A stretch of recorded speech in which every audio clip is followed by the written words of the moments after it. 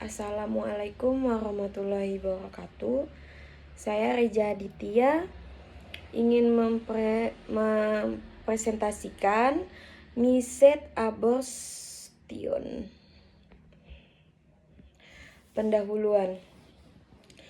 Abortus merupakan ancaman atau pengeluaran konsepsi sebelum janin dapat dihidup di luar kandungan, dan abortus usia kehamilan yang kurang dari 20 minggu atau berat janin yang kurang dari 15 gram.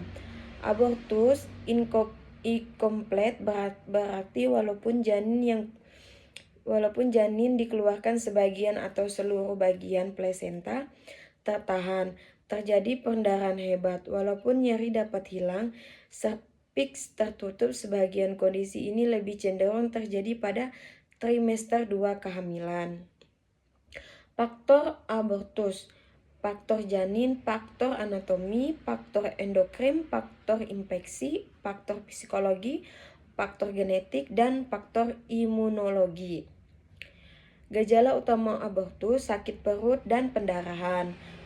Bentuk abortus adalah abortus spontan, abortus provocatus, abortus imminens, abortus incipiens, abortus incompletus, abortus habitualis, dan abortus infeksiosis.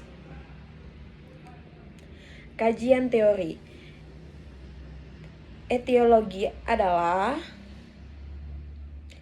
kondisi yang menyebabkan wanita mengalami keguguran tanpa adanya gejala apapun sehingga wanita kerap tidak sadar jika janin di dalam kandungannya sudah tiada. Terlebih jika tidak mendapatkan pemeriksaan rutin. Mengutip dari Medikinski Arvid, definisi dari Miset abortus yaitu kematian embrio atau janin di dalam kandungannya sebelum usianya genap 20 minggu. Masalah itu terjadi akibat adanya gangguan pada proses konsepsi atau pembuahan. Teori itu menjadi etiologi. Ada beberapa bagian etiologi, yaitu kelainan pada plasenta, faktor hormonal, kelainan kromosom, infeksi, abnormal struktural anatomi, dan gaya hidup. Pelaksanaan. Kasus Miset abortus juga bisa tetap diikuti dengan pendarahan sebagai tanda keluarnya janin yang tidak berkembang. Jika embrio tidak juga keluar pada waktu tunggu yang sudah ditentukan dokter, Anda mungkin tetap membutuhkan pengobatan atau pembedahan. Komplikasi. Pada kehamilan trimester 3 ada beberapa tanda bahaya yang perlu diperhatikan untuk mencegah terjadinya komplikasi ataupun kegawat daruratan.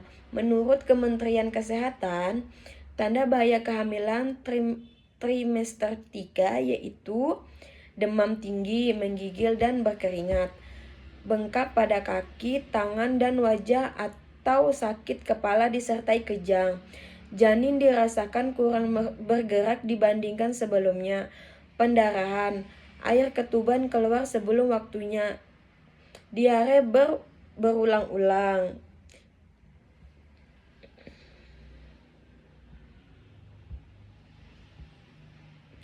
Faktor risiko.